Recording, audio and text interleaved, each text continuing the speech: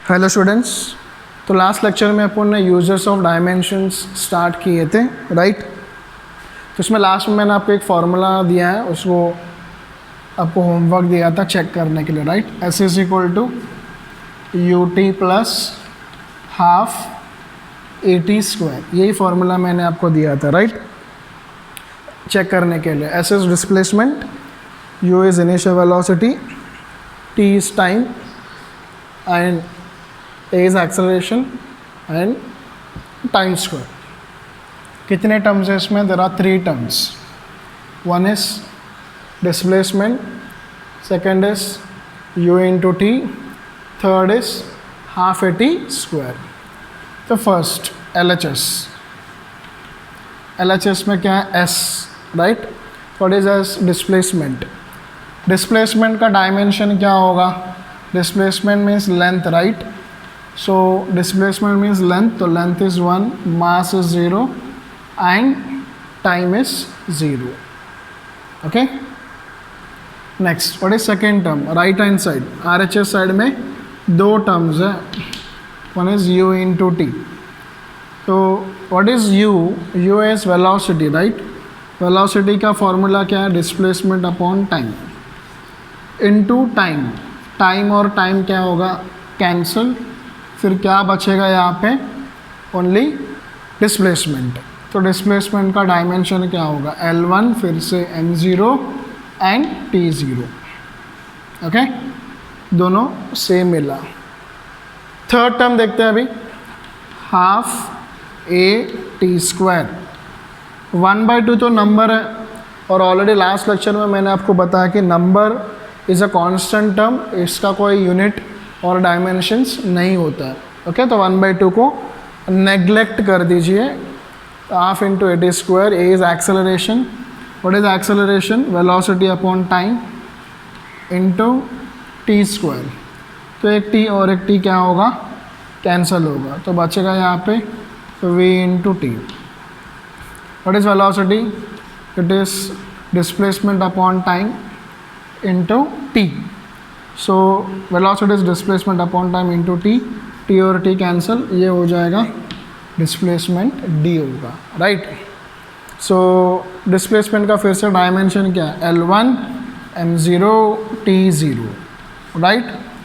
L1 m0 and t0। तो सबका dimension क्या मिला? देखो, L1 m0 t0, L1 m0 t0, L1 m0 t0. So we got the same dimension for each and every term in the given formula. So सबका dimension same मिला, तो अपन बोल सकते हैं कि the given formula is what? Dimensionally correct. मतलब ये formula जो दिया है वो भी करेक्ट है, राइट ना।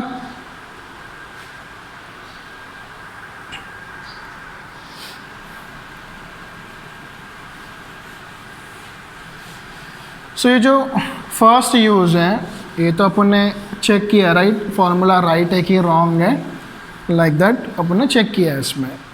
ओके, बट एग्ज़ाम में क्वेश्चंस अपने को कैसे आएंगे? एग्ज़ाम में ऐसे चेक करने के लिए तो फार्मूला थोड़ी देंगे अपने को उसमें, राइट। तो अपने एंट्रेंस एग्ज़ाम में क्वेश्चंस ऐसे नहीं आएंगे। अपने एग्ज़ाम में अगर आपको फार्मूला दिया रहेगा और एक टर्म अननोन रहेगा, वो अननोन टर्म आपको आइडेंटिफाई करना है कि वो टर्म क्या हो सकता है। ओके, मतलब फॉर एग्जांपल देखो, सेम जो फार्मूला अपन ने डिराइव किया है ना, सेम फार्मूला को मैं, सेम क्वेश्चन को उल्टा पूछूंगा आपको एज अ क्वेश्चन। ये कैसे आएगा वो चेक करते हैं अपन, ठीक है। सो मान लो v square is equal to u square plus 2xs। Okay, so the question is identify x. This is your question. x क्या है? x का जो सिंबल है वहाँ पे कौन सा फिजिकल क्वांटिटी आना चाहिए? सो अपने को ऑलरेडी पता है, राइट। ऑलरेडी वी स्क्वायर, ये कौन सा फॉर्मूला से मैच हो रहा है? V square is equal to u square plus 2as, बराबर ना। V square is equal to u square plus 2as, ये फार्मूला से ये मैच हो रहा है। मतलब x क्या आना चाहिए? x के जगह पे कौन सा सिंबल आएगा? a आएगा। a क्या है? एक्सेलरेशन है, राइट। तो अपने को पता है आंसर एक्सेलरेशन आना चाहिए, तो कैसे सॉल्व करने का? तो ऑप्शंस अपने को दिया है, let's say option A it is displacement. Okay, displacement. Option B velocity. Option C acceleration. ठीक है. Option D mass. Option D mass. Identify x and these are the options. Exam में अपने को ऐसे क्वेश्चंस आएंगे फर्स्ट यूज के basis पे, तो फॉर्मूला तो चेक नहीं करना अपने को, लेकिन वो जो अननोन टर्म दिया है ना क्वेश्चन में उसको आइडेंटिफाई करना है. तो उसके लिए क्या करना है, अपने को पता है कि अगर फॉर्मूला करेक्ट है, क्वेश्चन में दिया रहेगा कि the given formula is dimensionally correct है, मतलब सारे टर्म्स का डायमेंशंस क्या होता है, same. So now reverse method, उल्टा मेथड अपन फॉलो करेंगे. अगर ये फॉर्मूला डायमेंशनली करेक्ट है तो ये टर्म का डायमेंशन क्या होना चाहिए, इट शुड बी सेम. ये दोनों टर्म्स का डायमेंशन क्या होना चाहिए, सेम. फिर v² और 2x का s का भी डायमेंशन क्या होना चाहिए, same. So if it is correct तो कोई भी दो टर्म लो उसका डायमेंशन क्या आना चाहिए, सेम आना चाहिए, राइट. तो मैं क्या लिखूँगा, u² का डायमेंशन और 2xs का डायमेंशन क्या आना चाहिए, सेम. क्या आना चाहिए, same, because in the question they are given it is dimensionally correct. Okay, मतलब दोनों का डायमेंशन क्या होगा, सेम होगा. वेलोसिटी का स्क्वायर, डिस्प्लेसमेंट स्क्वायर टाइम्स का, इसका डायमेंशन क्या होगा, L2 m0 t-2. Okay, L2 m0 t-2. 2 तो नंबर है, नंबर का कोई डायमेंशन नहीं होता. x is a unknown term जो अपने को फाइंड आउट करना. s is displacement. डिस्प्लेसमेंट का डायमेंशन लिखेंगे L1 m0 and t0. Okay, L1 m0 and t0. फिर ये टर्म इधर डिवाइड होगा, L2 m0 t-2 divided by this term L1 m0 and t0 is equal to x. Is equal to x. ये L2 और ये L1, तो एक L cancel होगा, या फिर ऐसे भी लिख सकते हैं L2, ये L1 ऊपर आएगा तो -1 हो जाएगा. m 0 -0 0, t -2 -0 लिए -2, बराबर. तो ये क्या हो गया, 2 - 1 मीन्स 1 ना. L1 m0 t-2. ओके, तो डायमेंशन आ गया L1 m0 t-2. ये डायमेंशन है रहेगा कौन सा सिंबल का, x सिंबल का. अगर आपको डायमेंशंस याद है तो आप इधर से आइडेंटिफाई कर सकते हो. डायमेंशंस अगर आपको याद नहीं आ रहा है तो उसका यूनिट फाइंड करो, यूनिट से आपको इजी हो जाएगा. लेंथ मतलब उसका यूनिट क्या लिखेंगे, मीटर रेज़ टू 1. t-2 मतलब डिनोमिनेटर में, टाइम स्क्वायर मतलब सेकेंड स्क्वायर. मास 0, नो मास टर्म, नो किलोग्राम, तो क्या मिला, मीटर पर सेकेंड स्क्वायर. सो ये जो मीटर पर सेकेंड स्क्वायर यूनिट है, कौन सा यूनिट, MKS यूनिट है. ये मीटर पर सेकेंड स्क्वायर यूनिट, अभी आप लोग देखना कि ये कौन सा फिजिकल क्वांटिटी का हो सकता है. So it is very easy. Metre पर सेकेंड स्क्वायर यूनिट किसका रहेगा, एक्सेलरेशन का. तो what is your answer, option C. So what is identify x जो क्वेश्चन पूछा, उसका आंसर क्या है, एक्सेलरेशन. सो लाइक दैट आपको क्वेश्चंस पूछा जाएगा. Okay, identify the terms. तो ऐसे एक फॉर्मूला दिया रहेगा, उसमें से एक टर्म को गायब कर देंगे, उसके जगह पे x देंगे, y देंगे, कुछ भी देंगे अननोन टर्म, उसको आपको आइडेंटिफाई करना है. तो उसके लिए आपको क्या करोगे, कोई भी दो टर्म लो, उसको इक्वेट करके डायमेंशंस निकाल लो, आ जाएगा आपको, right. So note down this example.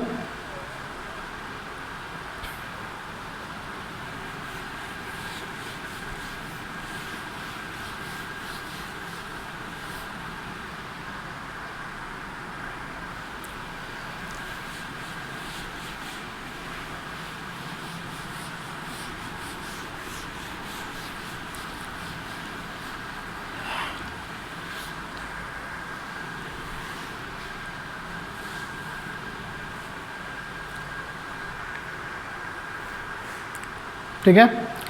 सो चाहे तो और एक एग्जांपल अपन सॉल्व करेंगे उसके ऊपर, जो फॉर्मूला लिखा था like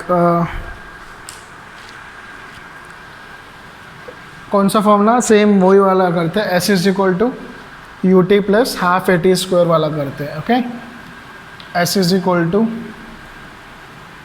x into t plus half t square. Identify x, फिर से सेम ऑप्शंस मान लो। ओके, ऑप्शन सेम मान लो, आपको ऑप्शंस में दिया रहेगा displacement, velocity, okay, and acceleration and mass. These are the options, 4 options. Displacement, option है displacement, option B velocity, option C acceleration and option D is what, mass. Okay, so already आपको formula पता है करके आप guess कर रहे होंगे इधर तो u आना चाहिए u, बट ऐसा फॉर्मूला आपको दिया जाएगा एग्जाम में जो आप कभी देखा ही नहीं। आपको सिंबल्स का मीनिंग दिया रहेगा, वो सिंबल्स को यूज़ करके आपको निकालना है। इधर तो अपने 3 ही फार्मूला के साथ डील कर रहे हैं, इसके लिए आपको ईजी लगेगा, बट एग्जाम में ऐसा फार्मूला आएगा जो आपने कभी देखा ही नहीं, ऐसा रिलेशन आपको दिया जाएगा क्वेश्चन में। ओके, सो चलो स्टार्ट करते हैं अपन। तो क्या करना है, कोई भी 2 टर्म का डायमेंशन सेम होना चाहिए, बराबर। क्वेश्चन में दिया है कि the given formula is dimensionally correct, तो मैं ये दोनों का डायमेंशंस को इक्वेट करता हूँ। Dimension of displacement is same as dimension of x into t. Okay, displacement का डायमेंशन क्या होता है, L1 M0 and T0, L1 M0 and T0। Displacement x into t, what is t, time. Time का dimension क्या होगा, L0 M0 and T1, L0 M0 and T1। What is x is equal to L1 M0 T0 divided by this term L0 M0 and T1, okay, is equal to what, x. So x is equal to ये L1 minus 0, ये 0 ऊपर आ जाएगा, मास 0 minus 0, time 0, ये 1 ऊपर आएगा तो क्या होगा, -1। Okay, so x is equal to what, L1 M0 and t -1। ये डायमेंशन अपने को मिला x का, L1 M0 एंड t -1। तो डायमेंशन देख के आप आइडेंटिफाई कर सकते हो, तो इधर से आपको पता चल जाएगा कि x जो सिंबल है वो क्या होना चाहिए, राइट। सो अगर डायमेंशन से पता नहीं चल रहा तो गो फॉर ऐसा यूनिट मेथड। तो लेंथ इज़ 1, लेंथ के लिए क्या यूज़ करेंगे, मीटर, मीटर 1। मास 0, मास 0 मतलब 9 किलोग्राम, किलोग्राम का टर्म नहीं आएगा। माइनस मतलब डायरेक्टली जाने का डिनोमिनेटर में, -1 तो सेकेंड रेज़ टू 1। तो देखो मीटर पर सेकेंड, मीटर अपॉन सेकेंड, ये मीटर पर सेकेंड जो यूनिट है, ये यूनिट कौन सा फिजिकल क्वांटिटी का हो सकता है, सोचो। तो मीटर पर सेकेंड ये यूनिट किसका होगा, वेलोसिटी का होगा, right. So it means x is equal to x का टर्म, x के जगह पे कौन सा टर्म आना चाहिए, इट शुड बी वेलोसिटी। अभी अपने को क्वेश्चन में पूछा कि आइडेंटिफाई द टर्म, और ऑप्शन में दिया displacement, velocity, acceleration, like that. तो वेलोसिटी ऑप्शन क्लिक करना है। ओके, वो लोग उतना स्पेसिफिकली नहीं पूछेंगे आपको कि वो इनिशियल वेलोसिटी होगा कि फाइनल वेलोसिटी होगा, लाइक दैट, वैसे उतना नहीं पूछेंगे। जस्ट बोलेंगे आपको वहाँ पे कौन सा टर्म आना चाहिए। तो आंसर इज दिस, एक्स के जगह पे कौन सा टर्म आना चाहिए, it should be velocity. So like this, आपको ऐसा फार्मूला दिया रहेगा, तो उस फार्मूला में आपको 1 या 2 अननोन टर्म्स रहेंगे, वो अननोन टर्म्स आपको आइडेंटिफाई करना यूजिंग डायमेंशंस। तो डायमेंशंस का ये फर्स्ट यूज़ के एग्जांपल्स है किस तरह से आपको क्वेश्चंस जो है ना वो पूछा जा सकता है उसमें। तो यहाँ पे देखो 1 2 3 टर्म्स हैं, तो इधर भी मैं एक अननोन रख सकता हूँ, ओके, वहाँ पे भी एक अननोन रख के मैं वो भी पूछ सकता हूँ। सो उसमें आप क्या करोगे, ये दोनों को इक्वेट किया, उसके बाद ये दोनों को इक्वेट करो, यहाँ पे कुछ अननोन है तो वो भी निकल आ जाएगा।